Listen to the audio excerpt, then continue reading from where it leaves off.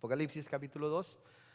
La semana pasada estuvimos viendo la iglesia de Éfeso y pudimos ver cómo el Señor Jesucristo en el mensaje que le envía a la iglesia de Éfeso tiene muchos elogios para esa iglesia. Le habla acerca de todo lo que está haciendo bien, le habla acerca de todo lo que está haciendo, que de hecho son cosas buenas, son cosas que traen gloria, que le traen gloria a Él, son cosas que por eso mismo los está elogiando, porque los están haciendo bien, ¿verdad? Les dice en el versículo 2 del capítulo 2, conozco tus obras, tu arduo trabajo, paciencia, no soportas a los malos, pruebas a los que se dicen ser apóstoles y no lo son, los hallas mentirosos, has sufrido, has tenido paciencia, has trabajado arduamente por amor de mi nombre. Y les dije que la traducción al español tiene ahí la palabra amor, pero la palabra que se traduce amor no es la que está en la lengua original. La palabra que se traduce amor es la palabra causa, porque lo que estaban haciendo no lo estaban haciendo por amor, lo estaban haciendo por obligación, lo estaban haciendo porque eso era lo que habían aprendido que debían hacer, pero no lo estaban haciendo por amor, porque si lo hubieran estado haciendo por amor, entonces el reclamo de Jesucristo no hubiera sido, pero han perdido su primer amor. Entonces estaban haciéndolo por su causa. Sí, lo estaban haciendo por su causa, mas no por el amor y la verdad es que traté de investigar por qué pusieron la palabra amor y no lo entiendo. Hay ciertas traducciones en español que no tienen esa palabra, por ejemplo, la versión Reina Valera Gómez no tiene la palabra amor y es una traducción más cercana al lenguaje original. Entonces, estás haciendo todo esto por mi causa, ¿verdad? Estás haciendo todo esto por mi causa. Y no has desmayado, no has dejado de trabajar. Pero luego en el versículo 4 les dice, pero tengo contra ti que has dejado tu primer amor. Tengo contra ti que has dejado tu primer amor. Y hablamos de lo que es ese primer amor, ¿verdad? Ese amor que se siente cuando recién se enamora uno de la persona, en este caso de Jesucristo. Y vimos la historia de la iglesia de Éfeso, cuando Pablo fue a predicar el evangelio a Éfeso, cómo ellos se arrepintieron de los pecados que estaban cometiendo y cómo tomaron todos sus libros de brujería y aun cuando sumaba un gran costo todos los libros que tenían, de todas formas los echaron a la lumbre y los quemaron, porque así de apasionados estaban por seguir a Jesucristo, el Jesús que los había liberado de su pecado, que había perdonado su pecado, que había muerto por ellos. Versículo 5, el Señor les dice, recuerda por tanto de dónde has caído y arrepiéntete y haz las primeras obras, pues si no, vendré pronto a ti, quitaré tu candelero de su lugar si no te hubieres arrepentido. Es la advertencia de Jesús, la advertencia que el Señor Jesucristo les está haciendo. Acuérdate de en dónde has caído, acuérdate en dónde estabas, acuérdate qué era lo que hacías al principio. Acuérdate las obras que hacías cuando recién me conociste, cuando recién te entregaste a mí y ahora las has dejado de hacer. Haz esas obras. Haz esas obras. Después de arrepentirte, después de cambiar la dirección que llevas por la dirección opuesta, entonces vuelve a hacer esas obras que hacías al principio. Sí, estaban ocupados en hacer todo tipo de cosas por el Señor Jesús, pero su motivación no era la que debería ser. Y el Señor Jesucristo les da un consejo aquí para volver a ese primer amor. El primer paso que tienen que tomar es hacer las primeras obras, hacer aquello que se había hecho cuando recién se convirtieron al Evangelio, cuando recién se habían entregado a Él.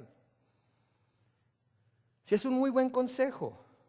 Cuando nos enfriamos en cuanto a las cosas del Señor y volvemos nuestra memoria hacia atrás a los tiempos en los que vinimos a Él y vemos cómo estábamos haciendo todas esas cosas por el Señor y cómo servíamos en la iglesia y cómo nos servíamos unos a otros y cómo tratábamos siempre de estar en la iglesia y cómo tratábamos siempre de hacer aquellas cosas que complacían a nuestro Salvador. Era lo que más placer nos traía, era lo que más nos gustaba. No sé si les platiqué, pero platicaba con alguien esta semana acerca de mi experiencia en la iglesia en la que iba a Mexicali, cómo cada domingo a las 5 de la mañana me levantaba, los domingos a las 5 de la mañana, imagínese usted. 5 de la mañana para ir a trapear la iglesia, para ir a limpiar los muebles, para ir a preparar todo, para que cuando llegaran los hermanos todo estuviera listo. Y luego no me iba hasta que el último hermano se iba como a las 2 de la tarde. Y ahí estaba con el pastor platicando y hablando de las cosas del Señor. Y luego iba a casa y veía quizás un cuarto del juego de fútbol que estaba en la televisión, que antes no me perdía desde el primer juego de fútbol que empezaba el domingo en la mañana hasta el último que se acababa en la tarde. Y luego le decía a mi mamá, ahí nos vemos, ya me voy a la iglesia. Otra vez, ya me voy a la iglesia. Y llegaba, el servicio empezaba a las 6, llegaba a las 5 de la tarde y me ponía a leer la Biblia, me ponía a querer tocar el piano, a cosas como esas. Y empezaba a llegar la gente y ahí estaba hasta las 10, 11 de la noche. Y todo el mundo se iba y no quería irme.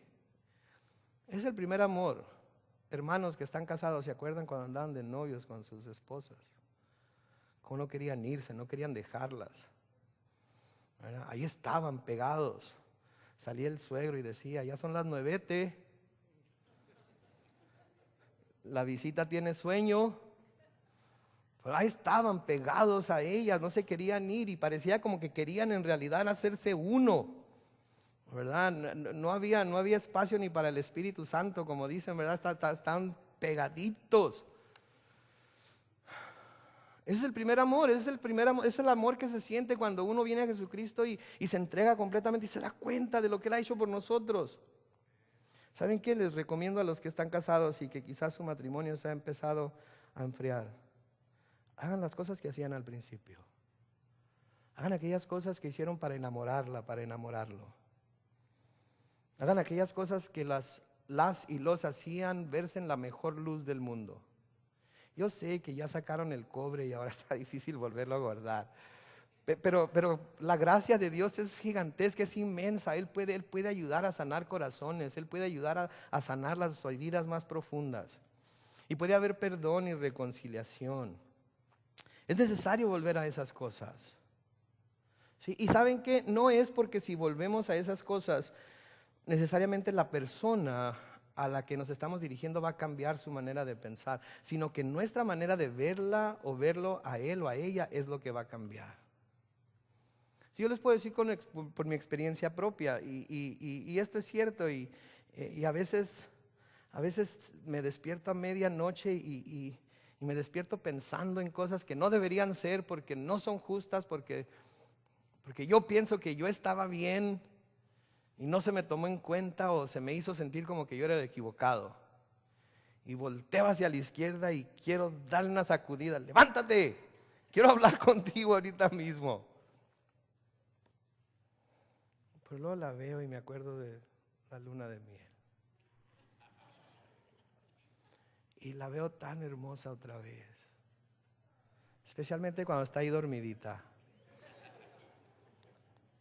Y el Señor viene y habla a mi corazón y ¿sabes qué? Tienes la mejor mujer del mundo. Y digo, gracias, Señor. Y ya me acuesto tan tranquilo y la ando buscando con el pie. Tenemos que hacer las cosas que hacíamos al principio. Así el Señor Jesucristo está llamando a esta iglesia. Hagan las cosas que hacían al principio. Eso va a hacer que su mentalidad acerca de lo que es la iglesia, eso va a hacer que su mentalidad acerca de lo que yo soy cambie. Y van a volver a sentir ese amor. Sí, y les advierte muy claramente, miren, si no lo hacen, voy a venir presto, voy a venir rápido, voy a venir de volada y voy a quitar su candelero de su lugar. La palabra de Dios nos dice que nosotros somos la luz del mundo, somos la sal de la tierra. ¿Ok? Entonces debemos actuar como tales. Si nuestra luz no está alumbrando de tal manera que el mundo pueda ver la luz de Cristo en nuestra vida, entonces ese candelero va a ser apagado. Si la sal pierde su sabor, nos dice el Señor Jesucristo, no es buena más que para ser echada a la calle y ser pisoteada de los hombres. Hay un canto que cantan los niños. This little light of mine, I'm gonna let it shine. This little light of mine, I'm gonna let it shine. Amen, yeah. Me dan ganas de sacar la guitarra otra vez. ¿Saben qué? Tenemos que dejar que nuestra luz brille. No se enciende una luz y se pone debajo de la cama o se cierran las ventanas para que no se vea. No, se enciende la luz para que todo el mundo la vea. Y a veces en nuestra falta de amor por el Señor Jesucristo, porque eso es lo que es, perdónenme que se los diga, pero eso es lo que es falta de amor. Porque todos sabemos que podemos decir con gran facilidad, te amo. Pero como dice mi mamá, Carlos Manuel, del dicho al hecho, hay mucho trecho. No hay nada que muestre a una persona que la amamos como nuestros hechos. Y a veces hablan tanto nuestros hechos que nuestras palabras ni siquiera se oyen. Entonces Él está diciendo, vuelvan al primer amor. Vuelvan al primer amor. Y luego en el versículo 6 les da otro elogio todavía más, en donde les dice, pero tienes esto, que aborreces las obras de los nicolaitas, las cuales yo también aborrezco. Ahora, noten las palabras del Señor Jesús, porque tenemos la imagen de un Señor Jesús amoroso, pasivo, mansito, un corderito, ¿verdad? Esa es la imagen que tenemos. Pero tenemos que acordarnos que Jesucristo también es el león de Judá. Y el león de un zarpazo puede, de un solo zarpazo, hacer mucho daño. Y noten las palabras que usan aquí, pero tienes esto, que aborreces las obras de los nicolaitas, las cuales yo también aborrezco. ¿Alguna vez han oído, Dios no aborrece a nadie, Dios no odia a nadie? Hay cosas que Dios aborrece. Hay gente que Dios aborrece, porque está completamente en contra de lo que Él es, de lo que Él significa, de lo que Él nos deja en su palabra. Y los nicolaitas eran esta clase de gente que Él aborrecía. Sí, aborrecía las obras que ellos hacían. Ahora, nicolaitas, tenemos diferentes corrientes de pensamiento acerca de quiénes son los nicolaitas. Aparentemente era una secta cuyo nombre se ha interpretado como conquistar al pueblo, del griego Nikao, de donde tenemos la palabra Nike, que quiere decir victoria. Sí, entonces alguien que había conquistado, que había vencido, que había subyugado al pueblo. La palabra pueblo es la palabra laos, de donde pudiéramos sacar la palabra laico. Entonces era alguien que sentía supremacía religiosa sobre aquel que es laico, sobre aquel que no tiene quizás el título de su santidad o obispo o padre o qué sé yo. Entonces lo que estaba diciendo aquí el Señor Jesucristo era que Él aborrecía a las jerarquías que el clérigo imponía sobre la gente y le robaba de la libertad espiritual. Podemos ver esto muy claramente en la mayoría de las sectas, inclusive en la iglesia tradicional en Latinoamérica, ¿verdad? Donde hay una jerarquía de personas que rigen sobre todo los que son laicos, los que son menos que ellos, y piden reverencias y todo tipo de respeto y todo tipo de honores y honra por lo que son. Luego en el versículo 7 les dice algo que les dice a todas las iglesias: el que tiene oído, oiga lo que el Espíritu dice a las iglesias. ¿Cuántos de los que estamos aquí tenemos oído? ¿Nomás yo? No, todos tenemos oídos, ¿verdad? Y no tienen uno nada más. ¿Cuántos tienen? Dos, ¿verdad? Entonces el que tiene oído, oiga lo que el Espíritu dice a las iglesias. Y luego noten que dice lo que dice a las iglesias, no dice nada más a una iglesia, dice a las iglesias. Entonces lo que le dice a una iglesia es para todas las iglesias. Lo que estamos oyendo aquí que le está diciendo a la iglesia de Éfeso es para la iglesia de Calvary Chapel también. Y si usted es parte de la iglesia de Calvary Chapel, esto también es para usted. Y si tiene oídos para oír, debe oír. Y luego dice: al que venciere le daré de comer del árbol de la vida, el cual está en medio del paraíso de Dios. Entonces lo que dice: al que venciere le daré de comer del árbol de la vida, el cual está en medio del paraíso de Dios. ¿Sabe qué me dice esto? Que va a haber quienes no van a vencer, que va a haber quienes se van a quedar a la mitad del camino, que va a haber quienes se van a cansar de la batalla, se van a cansar de luchar, van a soltar las armas y no van a seguir peleando, porque están engañados, porque creen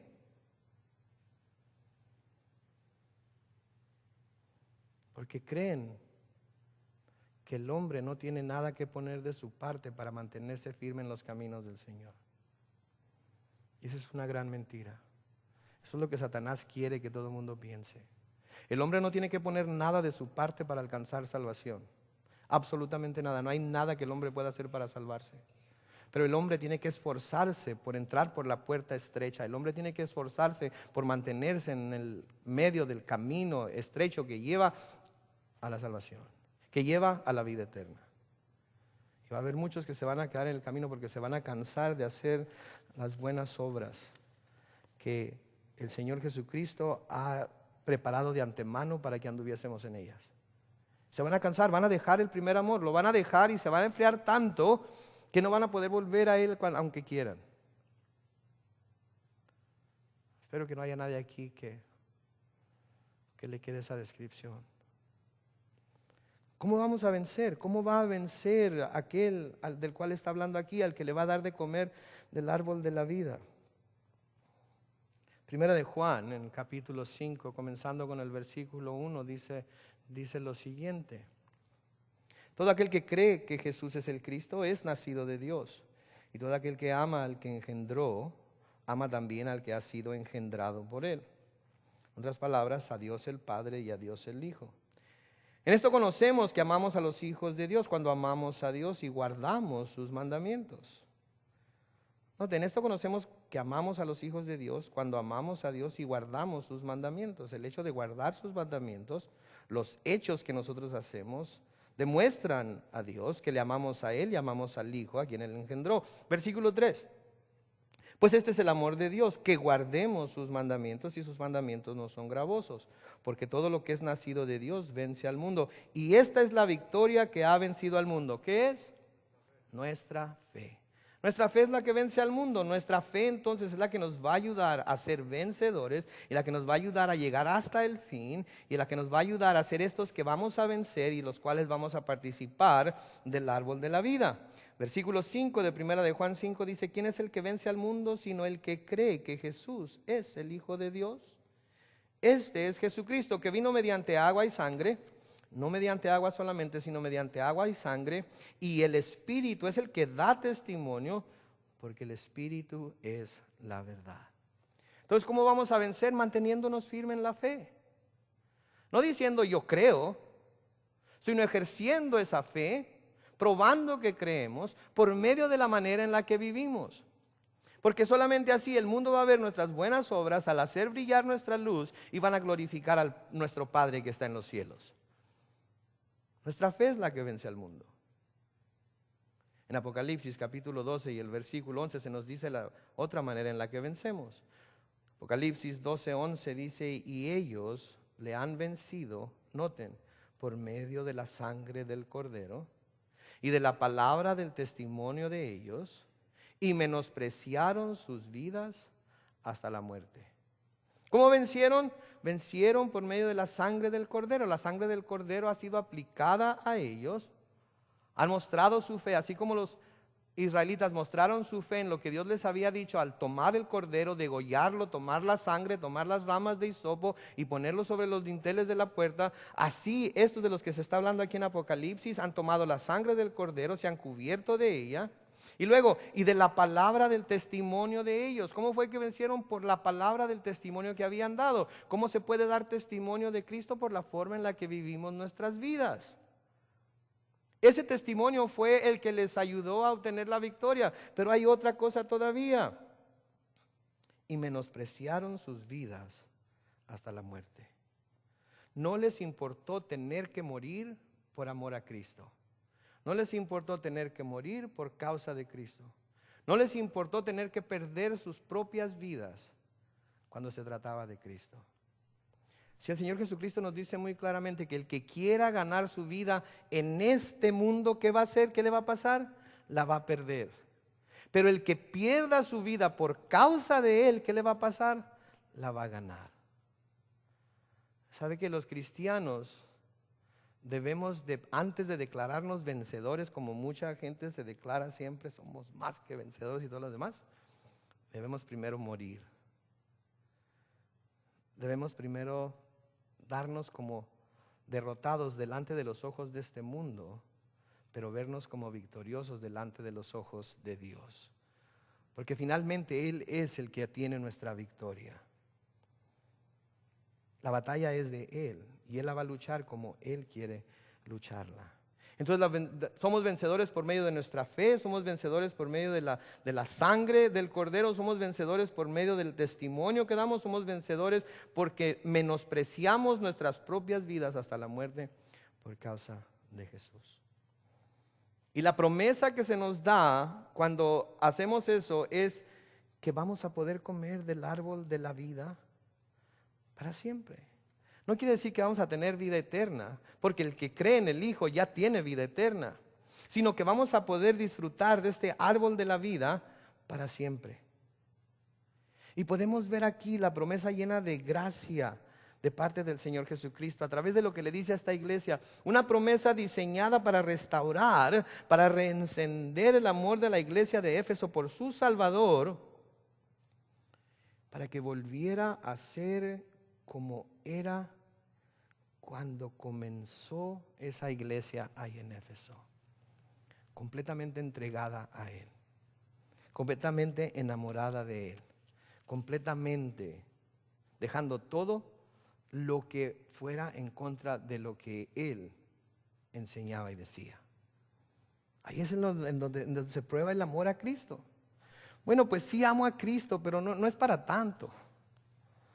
Este es un pecadillo nada más. Este es un gusto que me doy, ¿verdad? No estoy dañando a nadie. No le estoy haciendo, no es nada grande. No creo que Dios se preocupe por esta pequeñez. Cualquier cosa que no vaya de acuerdo a la voluntad de Dios, cualquier cosa que no esté de acuerdo a las Escrituras, va en contra de Dios. Y eso le muestra a Dios que en realidad no lo amamos como decimos que lo amamos. Nuestro amor se demuestra con hechos completos, totales, en donde toda nuestra vida es dada a Él. La iglesia de Esmirna, en el versículo 8, dice: y escribe al ángel de la iglesia de Esmirna, el primero y el postrero, el que estuvo muerto y vivió, dice esto. Esmirna era una ciudad que se encontraba como a 35 millas al norte de Éfeso. Estaba relativamente cerca entonces. Era una ciudad muy rica. La única ciudad más rica de la región era precisamente la ciudad de Éfeso. Como Éfeso era una ciudad portuaria, entonces llegaban muchos barcos, muchos mercaderes, mucha mercancía pasaba por ahí, había mucha riqueza entonces. La iglesia de Esmirna es mencionada solamente aquí en las Escrituras, pero hay otras literaturas extrabíblicas que mencionan cómo era una ciudad llena de maldad. Sí, era como Sin City de aquel tiempo, era como Las Vegas, por así decirlo, ¿verdad? O como New Orleans, ¿verdad? Nueva Orleans, ¿verdad? O como Sao Paulo, ¿verdad? Donde todo es pura carnalidad, donde todo está diseñado para atraer la carne y satisfacer los apetitos de la carne. Era una ciudad entonces llena de maldad y estaba en completa oposición al Evangelio de Cristo en aquel primer siglo. Completa oposición. Era uno de los lugares más difíciles de ir a establecer una iglesia, sin embargo esta iglesia ahí era donde se encontraba. Ahora noten los nombres que usa Jesucristo para referirse a sí mismo, el primero y el último, el nombre eterno de Dios, que ya hemos visto anteriormente, es el nombre que usa Isaías para describirlo, es el nombre que usa él mismo en el libro del Apocalipsis y que Jesús ya usó antes. Otro nombre con otra descripción de él, el que estuvo muerto y vivió. Quiere decir que hubo un tiempo en el que estuvo muerto, pero volvió a la vida. Sabemos que es Jesucristo porque sabemos que Él murió, estuvo muerto durante 3 días, sepultado en la tierra y luego resucitó de entre los muertos. Ahora, estas serían palabras de gran ánimo para ellos porque la iglesia estaba pasando por grandes pruebas, aflicciones y persecuciones en el lugar donde se encontraba. Entonces el hecho de que Él les dijera: yo soy el primero, yo soy el último, conmigo empiezan todas las cosas, conmigo terminan, como ya vimos anteriormente en otros estudios, el hecho de que les dijera: yo estuve muerto y ahora vivo, ahora estoy vivo, les hubiera dado grande aliento a ellos.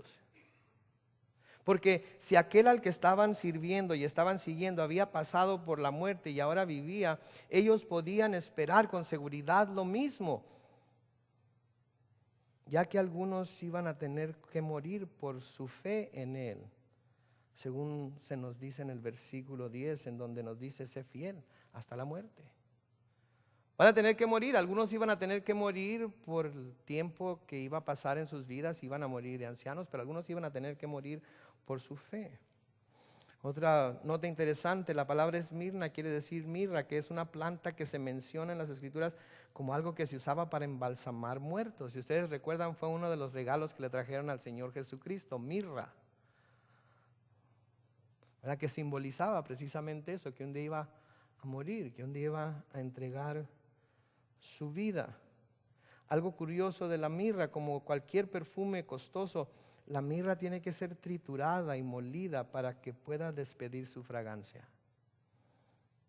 La mirra tiene que ser triturada y molida para que pueda despedir su fragancia. Y esto es precisamente lo que le estaba pasando a la iglesia de Esmirna. Esta era la razón por la que el Señor la estaba elogiando.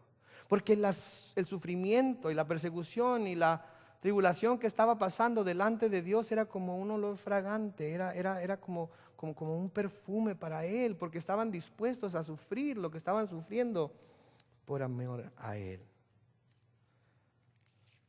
Saben que a menudo las pruebas y las aflicciones son las que nos llevan a periodos sublimes de adoración a Dios, ¿no es cierto?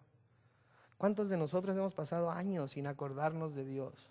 ¿Cuántos de nosotros hemos pasado tiempo sin siquiera mencionar a Dios? Ni siquiera volteamos para arriba porque no queremos, no vaya a ser que se esté asomando y nos vea a través de una... No nos acordamos de Él. Pero luego pasa una tragedia. Luego pasa algo serio en la familia. Luego viene una prueba, luego viene una aflicción, luego viene persecución. ¿Y qué sucede? Nuestra vida se convierte en una vida de adoración, en una vida de querer buscar la voluntad de Dios, en una vida de querer servirle, de querer entregarse completamente a Él. Y ese es un olor fragante delante de Dios. Pero desafortunadamente son las pruebas y las aflicciones y las tribulaciones las que nos llevan a ese punto. Porque cuando nuestra vida está, no tengo ninguna preocupación en el mundo. Dios debe estar bien conmigo y yo debo estar bien con Él porque me está bendiciendo a diestra y a siniestra. Y luego cuando llegan las pruebas, ¿qué te hice, Dios? Y esto era lo que esta iglesia estaba pasando. Y por eso el Señor la estaba elogiando como lo va a hacer. Porque todo lo que estaba pasando era para Él un olor fragante. Y a veces esto es lo que Dios tiene que dejar que pase en nuestras vidas también. Para que nos demos cuenta en realidad de cuánto lo necesitamos en verdad. Para que nos demos cuenta de que si lo tenemos a Él, lo tenemos todo. Para que nos demos cuenta que si Él está de nuestro lado, entonces no hay nada más que buscar. Sí, en Efesios capítulo 5 y el versículo 2, Pablo escribiendo a los Efesios les dice: y andad en amor como también Cristo nos amó y se entregó a sí mismo por nosotros. Note lo que dice: ofrenda y sacrificio a Dios en olor fragante. Todo lo que sufrió Jesucristo cuando fue crucificado, azotado, torturado, todo ello fue una ofrenda y un sacrificio a Dios en olor fragante. Dios estaba orgulloso de su Hijo.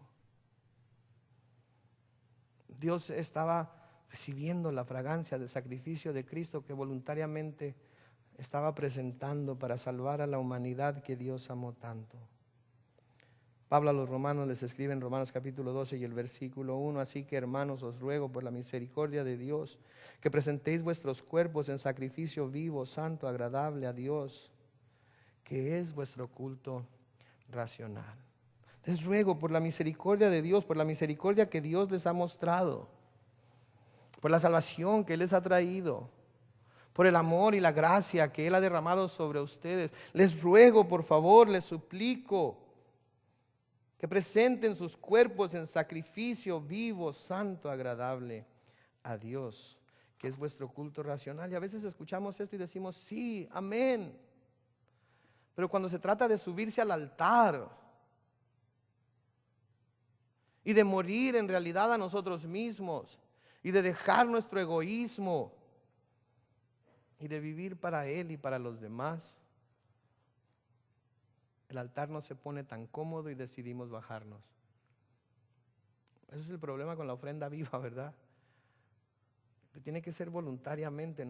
Dios no nos va a forzar, Dios no nos va a amarrar como se amarraba al cordero y nos va a degollar para derramar nuestra vida delante de Él. Nosotros tenemos que estar dispuestos a subirnos al altar y entregarnos como sacrificio santo y vivo a Él, para agradarle a Él, por amor a Él, por lo que Él ha hecho por nosotros. Y decir como Pablo: tu amor me constriñe a hacer esto. No, esto es lo único que puedo hacer. No sé qué más hacer, no tengo nada que darte. Por lo tanto te doy toda mi vida. Un olor fragante. En el versículo 9, de nuevo el Señor Jesucristo, lo mismo que les dice a todas las iglesias. En Éfeso se lo dice en el versículo 2, yo conozco tus obras. Aquí se lo dice a la iglesia de Esmirna, yo conozco tus obras y tu tribulación y tu pobreza. Noten lo que le dice el Señor Jesucristo aquí a esta iglesia. Yo conozco tus obras, sé todo lo que estás haciendo, sé que estás pasando por tribulación y sé de tu pobreza. Conozco tus obras como con todas las demás iglesias. Yo sé lo que estás haciendo. Y conozco la motivación por lo que estás haciendo. Por lo que lo estás haciendo. Yo conozco tu corazón. Nadie me tiene que venir a contar. Yo soy Dios. Yo lo conozco. Conozco tu tribulación. La palabra tribulación quiere decir estrechez. Estás entre la espada y la pared. Para cualquier lado que te muevas vas a tener aflicción. Para cualquier lado que te muevas vas a sentir dolor. Para cualquier lado que te muevas vas a sentir incomodidad. Quiere decir aflicción, vas a ser afligido, vas a seguir siendo afligido. Conozco tu angustia, conozco tu atribular, conozco tu persecución, conozco tu tribulación. Yo lo conozco, sé de todo eso. Y sabes que conozco de tu pobreza. Ahora hay dos palabras en griego que quieren decir pobreza. La que se usa aquí es la palabra togeia. ¿Saben qué quiere decir pobreza? No es nada más pobreza como, no tengo para comprarme una soda ahora. No, es pobreza que se puede identificar con mendicidad, con indigencia, con miseria. Cuando alguien es indigente, quiere decir que no tiene absolutamente nada a su nombre. Están viviendo en la miseria por su fe en Él. Su persecución era tal que por haberse convertido al cristianismo todos sus bienes materiales les habían sido quitados. ¿Cuántos de nosotros nos han quitado todos nuestros bienes materiales por nuestra fe en Cristo? A ellos no les importó. Seguían ahí al pie del cañón en la ciudad de Esmirna, siendo perseguidos, siendo afligidos, no les importaba. Ellos seguían adelante. Eran unos miserables, eran indigentes, andaban como mendigos. Y sabe que el Señor Jesús sabía que eso estaban sufriendo. ¿Usted cree que el Señor no sabe cuando usted sufre? ¿Usted cree que el Señor no sabe cuando usted está pasando por este tipo de aflicciones, por este tipo de problemas, Él sabe. Él sabe. Pero Él tiene sus razones por las cuales está pasando por lo que está pasando. Y Él es Dios soberano, que vamos a ver más adelante algo de ello.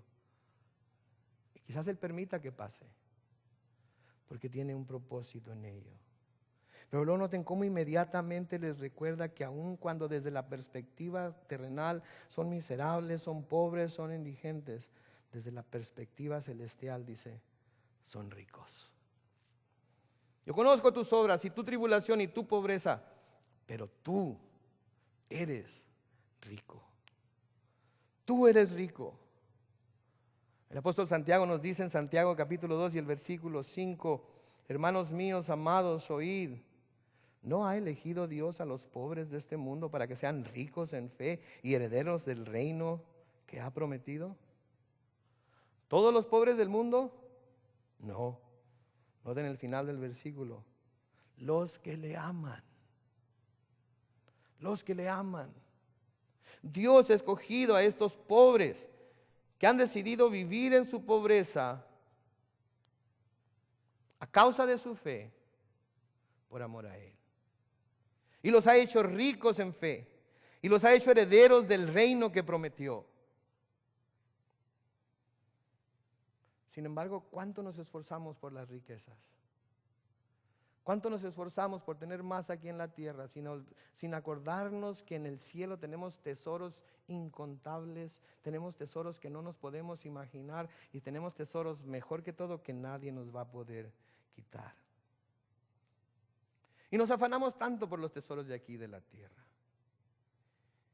Esta iglesia era miserable, era pobre. Pero el Señor les dice, no son pobres. Ustedes quizás se vean como pobres ahorita, pero no son pobres, ustedes son ricos. Pablo les escribe a los Corintios en la segunda parte de segunda de Corintios 6 y el versículo 10, cuando está describiendo lo que los apóstoles son, dice: como pobres, hablando de él y los apóstoles que andan con él, nos portamos o andamos como pobres. Pablo andando como pobre, con todas las carencias del pobre. Había dejado su trabajo, había dejado su oficio, vivía de las ofrendas de la iglesia, no ganaba dinero de una manera en la que pudiera sostenerse, por eso pasó por hambre, por eso pasó por desvelos. Pero en su pobreza, note lo que dice: más enriqueciendo a muchos. ¿Cómo los enriquecía? Con el conocimiento del evangelio de Cristo. ¿Qué prefiere usted, tener una mansión en Beverly Hills o tener asegurado el cielo? ¿Qué prefiere usted? ¿Andar en el último modelo de Bentley, del carro Bentley, con todas las comodidades y todo? ¿O saber que va a poder pisar las calles de oro del reino celestial? ¿Qué prefiere?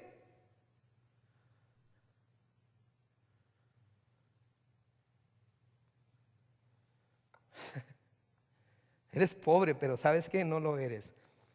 Eres rico. Pablo sigue diciendo: como no teniendo nada. Como a veces no tengo ni qué ponerme, a veces no tengo que comer, a veces me tengo que ir a la cama sin un bocado en el estómago, a veces me falta hasta lo más esencial. Más poseyéndolo todo, sabiendo que en el cielo ya todo es mío. Qué gran esperanza. Qué gran manera de ver las cosas, porque cuando vemos las cosas de esa manera, las garras de este mundo automáticamente se salen de uno y es libre. Es libre para servir a Dios. Es libre para mostrar que Él es nuestro primer y nuestro único amor. Es libre para entregarnos con todo lo que somos y todo lo que tenemos a Él, porque nada es tan importante como saber que tenemos el cielo ganado por la sangre del Cordero. Por eso el Señor Jesucristo aconseja a sus discípulos en Mateo capítulo 6, comenzando con el versículo 19. No os hagáis tesoros en la tierra, donde la polilla y el orín corrompen y donde ladrones minan y hurtan, sino haceos tesoros en el cielo, donde ni la polilla ni el orín corrompen y donde ladrones no minan ni hurtan. Porque donde esté vuestro tesoro, ahí estará también vuestro corazón. ¿En dónde está su tesoro ahorita? ¿Cuál es su tesoro?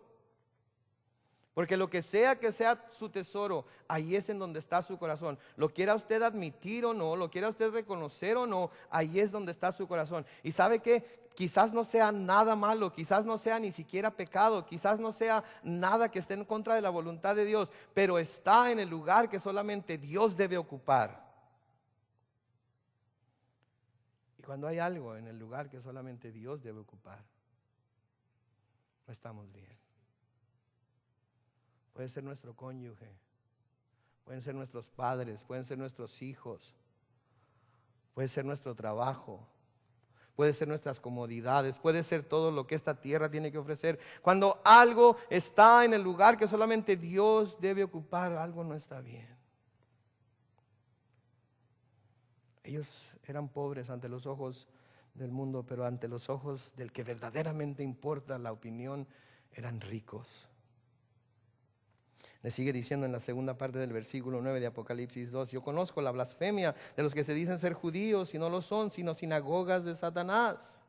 Entonces no era solamente la sociedad pagana la que los estaba persiguiendo, no solamente el emperador romano el que los estaba persiguiendo, sino también los judíos que se sentían ofendidos por los principios de la fe cristiana. Y más aún, Satanás mismo no quería soltar a aquellos que ya sabía que tenían sus garras. Por lo tanto, lo que ellos estaban haciendo, dando su testimonio, predicando el evangelio, le ofendía, le causaba dolor.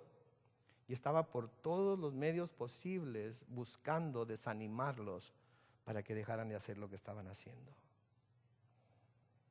Y noten que algunos hasta se llamaban judíos, pero no lo son. Los judíos, el pueblo escogido de Dios, aquellos que se les había encargado la palabra de Dios para que la llevaran al resto del mundo, ahora estaban persiguiendo a aquellos que estaban llevando la verdad de Jesucristo, la verdad del Mesías prometido al mundo para que el mundo fuera salvo.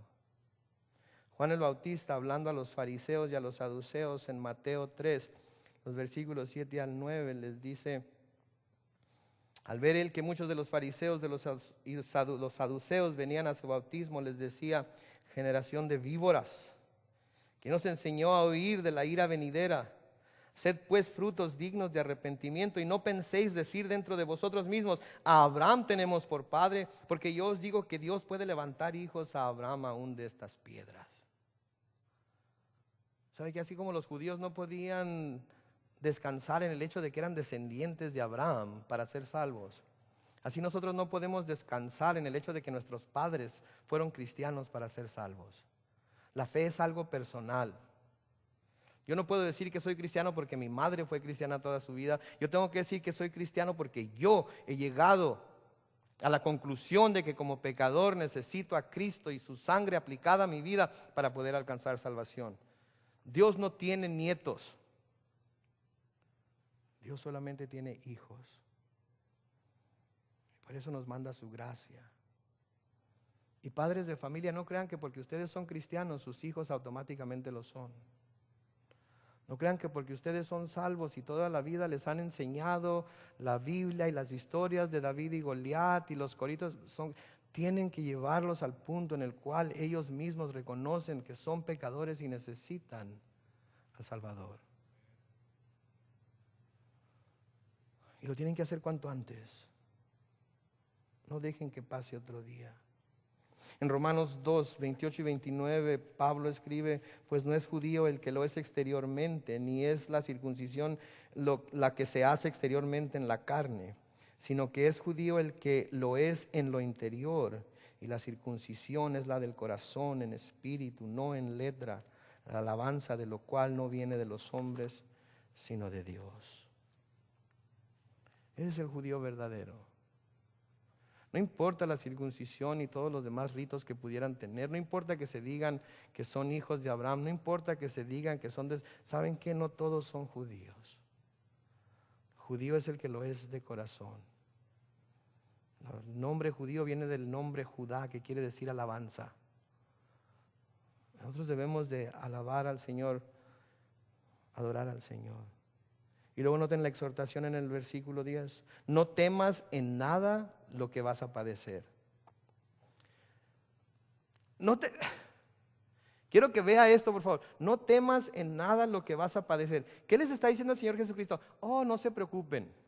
Ustedes en mí son más que vencedores. Ustedes son hijos del Rey. Yo los voy a sacar de esa aflicción. Yo los voy a sacar de esa tribulación. Yo los voy a sacar de esa enfermedad. Yo los voy a sacar de ese lugar en donde están. Eso es lo que les dice. Léalo de nuevo y subráyalo si no lo tienes subrayado. Versículo 10. No temas en nada lo que vas a padecer. Les está advirtiendo. Vas a padecer. Vas a seguir padeciendo. Luego noten lo que le va a suceder. He aquí, el diablo echará a algunos de vosotros en la cárcel para que seáis probados, y tendréis tribulación por 10 días. Ok, el Señor Jesucristo les está advirtiendo aquí. Miren, el diablo los va a echar a la cárcel. Qué diferencia, ¿verdad? Que en el nombre de Cristo te atamos ahorita, demonio de fulano de tal. Demonio de la fumada, demonio de esto, demonio de aquello, en el nombre de Cristo. Aquí el Señor les sabe que el diablo, el mismo Satanás, los va a tomar y los va a echar a la cárcel. Pero Señor, no vas a hacer nada. Les va a decir más adelante: aguanten hasta la muerte. 10 días. ¿Qué quiere decir 10 días? Bueno, los 10 días pudieran ser 10 periodos de persecución por los que pasó la iglesia durante los primeros 3 siglos de su existencia. Hubo 10 emperadores que persiguieron a la iglesia, pero de una forma horrenda. Estuvieron Nerón, Domiciano, Trajano, Adrián, Séptimo Severo, Maximino, Decio, Valeriano, Aureliano, Diocleciano. Todos ellos persiguieron a la iglesia pero horrendamente. Algunos dicen que 10 días es una expresión que significa un corto periodo de tiempo por el que van a pasar por aflicción. Cualquiera de los dos casos que hubiera sido, la iglesia de Esmirna podía contar con algo que estaba seguro que iba a suceder, porque el Señor, su Señor se lo estaba diciendo, tendría que pasar por aún más persecución, que incluía que algunos de ellos tuvieran que pasar tiempo en la cárcel. Y luego noten la exhortación y la promesa en la última parte del versículo 10. Sé fiel, ¿hasta cuándo? Hasta la muerte. No dice, sé fiel hasta que esta tormenta pase. ¿Eso es lo que dice? No, hasta la muerte. No dice, sé fiel hasta que cambien de presidente, y cuando cambien de presidente y escojan al que debe ser, entonces va a pasar la tribulación, la economía va a volver a donde estaba antes y todo va a estar bien. No les dice eso, ¿verdad? Les dice, sean fiel hasta la muerte. ¿Y cuál es la promesa? Yo te daré la corona de la vida.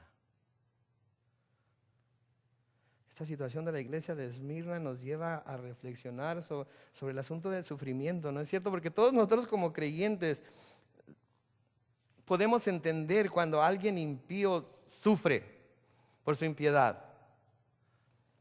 Pero ¿qué tal cuando el creyente, cuando el justo sufre de esta manera? ¿Qué podemos entonces pensar de ello?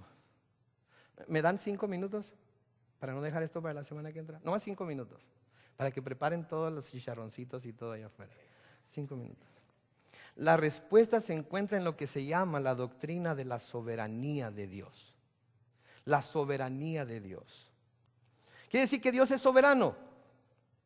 Quiere decir que Dios ejerce o posee la autoridad suprema e independiente de tomar decisiones. Quiere decir que Dios no me va a pedir mi opinión a mí, no le va a pedir su opinión a Roberto, no le va a pedir su opinión a Luis, no le va a pedir su opinión a ninguno de nosotros para hacer lo que va a hacer. Él es la suprema autoridad y es independiente de todos nosotros. Si no fuera así, no sería Dios. Él es el que mueve los corazones. Él mueve los corazones de los reyes. Él pone reyes y Él quita reyes. Él lo decide. Y Él decide cuándo y cómo lo va a hacer. Lo que nosotros como creyentes, como estudiantes de la palabra sabemos es que la perfecta voluntad de Dios es santa, justa y buena. Y si este es el caso, entonces aunque no lo podamos comprender completamente, debemos aceptar que a veces Dios nos permite pasar por el sufrimiento, pero siempre va a ser para nuestro bien. Siempre va a ser para nuestro bien, porque todas las cosas ayudan a bien a quienes, aquellos que aman a Dios y que son llamados conforme a su propósito. Ahora, las Escrituras nos dan algunas respuestas acerca de algunas de las razones por las que Dios permite que los cristianos tengamos que sufrir. Les voy a dar nada más 3. Una, la disciplina. Dios nos disciplina. Como sus hijos, Dios nos tiene que disciplinar. A menudo los hijos de Dios tenemos que ser disciplinados porque estamos haciendo cosas que no debemos o no estamos haciendo cosas que deberíamos de hacer. Pablo les escribe a los Corintios en 1 Corintios 11: si pues nos examinásemos a nosotros mismos, no seríamos juzgados. Mas siendo juzgados, somos castigados por el Señor para que no seamos condenados con el mundo. O sea que a veces el Señor nos castiga como a hijos para no tener que juzgarnos como lo tendrá que hacer un día con el mundo. Y los que hemos sentido la vara de Jehová, sabemos cómo duele. Sabemos lo que duele. No es nada más una rimadita de tierra, como dice mi papá. Ojalá y fuera una rimadita de tierra.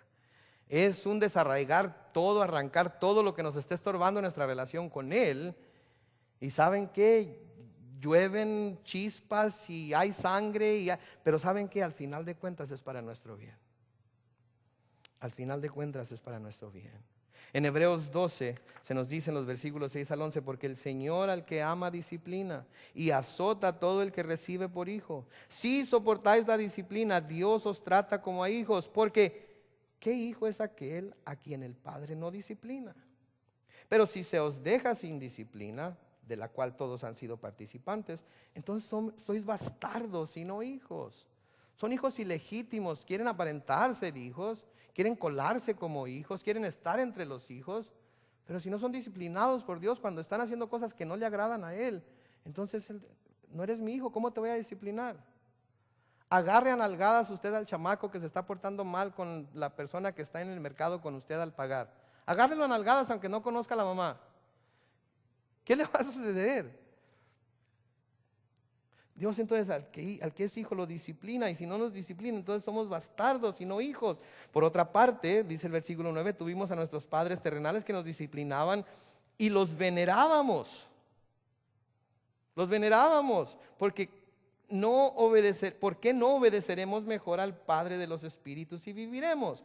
Y si aquellos, nuestros padres terrenales, ciertamente por pocos días nos disciplinaban como a ellos les parecía, pero para lo que nos es provechoso, para que participemos de su santidad.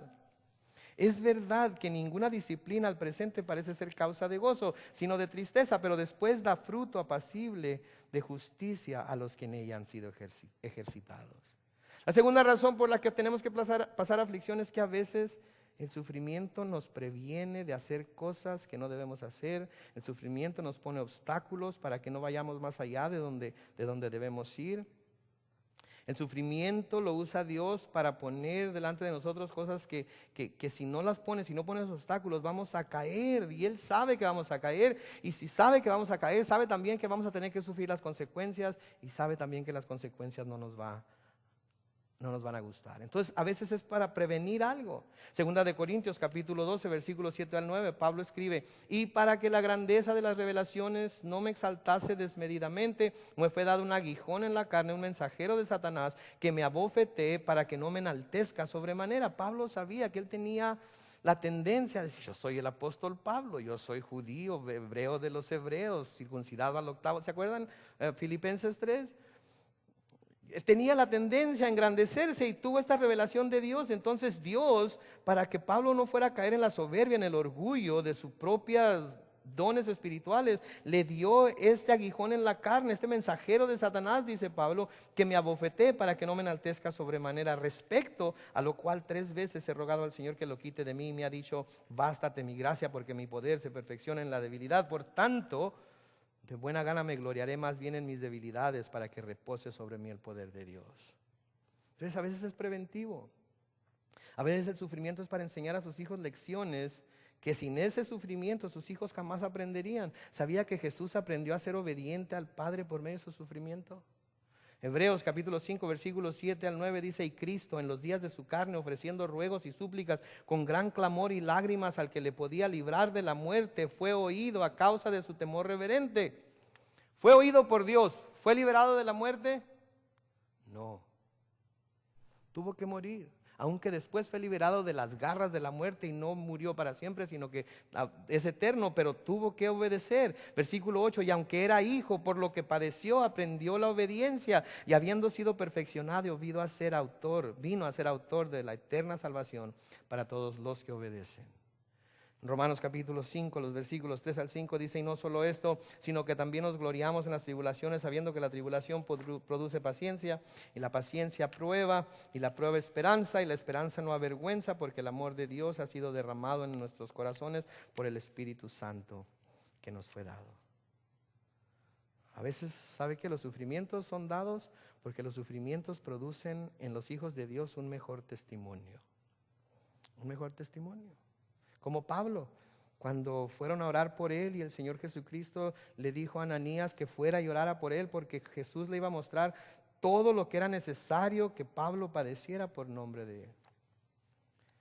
¿Qué clase de testimonio produjeron en Pablo los sufrimientos por los que tuvo que pasar? Todos hemos oído testimonios de personas que han tenido que pasar por pruebas muy duras, ¿no es cierto? ¿Y qué sentimos cuando escuchamos esos testimonios? Nos gozamos y sabemos: oh, si pudo hacer eso por él, por ella, también lo puede hacer por mí. Los sufrimientos tienen cabida, los sufrimientos tienen su lugar, y no debemos renegar de ellos. Versículo 11, para terminar aquí esta noche, dice: el que tiene oído, oiga lo que el Espíritu dice a las iglesias. ¿Quién de ustedes no tiene oídos? Ok, ahora sí. Que tiene oído, oiga lo que el Espíritu dice a las iglesias. El que venciere, de nuevo, y ya sabemos cómo vencer, no sufrirá daño de la segunda muerte. ¿Cuál es esta segunda muerte? la muerte acerca de la cual les advirtió Dios a Adán y Eva en el huerto del Edén cuando les dijo que si comían del fruto del árbol del conocimiento del bien y del mal, iban a morir. La separación de ellos, de Dios, por toda la eternidad. Si tiene a Jesucristo, si ha recibido su gracia, usted no tiene que preocuparse por ello. La segunda muerte no le va a hacer nada. Por lo tanto, no hay que temerle a la primera muerte, porque en Él tenemos vida eterna. El Señor entonces nos está diciendo en esta noche, manténganse fieles y no tendrán que temer. Si nos mantenemos fieles hasta la muerte, nuestro futuro está seguro en Él, estamos en su mano y de su mano nadie nos va a arrebatar. Esta es la iglesia de Esmirna. Quizás usted está pasando por una situación como la iglesia de Esmirna. Cobre ánimo. El primero y el último, el que murió y volvió a vivir, si es su Salvador, está de su lado. Y Él conoce sus sufrimientos. Él conoce su aflicción. Él conoce su tribulación. Él está ahí a su lado para sostenerlo, para guiarlo, para dirigirlo y para levantarlo si cae. Aférrese a Él. Es el lugar más seguro para encontrarse. Amén. Padre Celestial, te damos gracias por tu palabra. Y yo en particular te doy gracias por la paciencia de mis hermanos.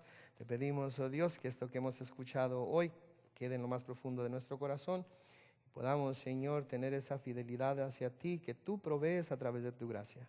Ayúdanos a poder recibir el mensaje que tú le diste a la iglesia de Esmirna y como personas y como iglesia, oh Dios, saber que cualquier tribulación o aflicción por la que tú nos quieras dejar pasar es para nuestro bien, es para que nosotros podamos acercarnos más a ti. Bendícenos en el resto de esta noche, Señor. Gracias por todo lo que tú nos das y preparas para nosotros. Sin duda esta ha sido una mesa a la cual nos hemos acercado hoy, llena de bendiciones. Ahora te pedimos, Señor, que también la mesa que está preparada afuera sea de bendición para nosotros. En el nombre de Cristo Jesús. Amén y amén. La semana que entra, el mensaje a la iglesia de Pérgamo. Bye bye.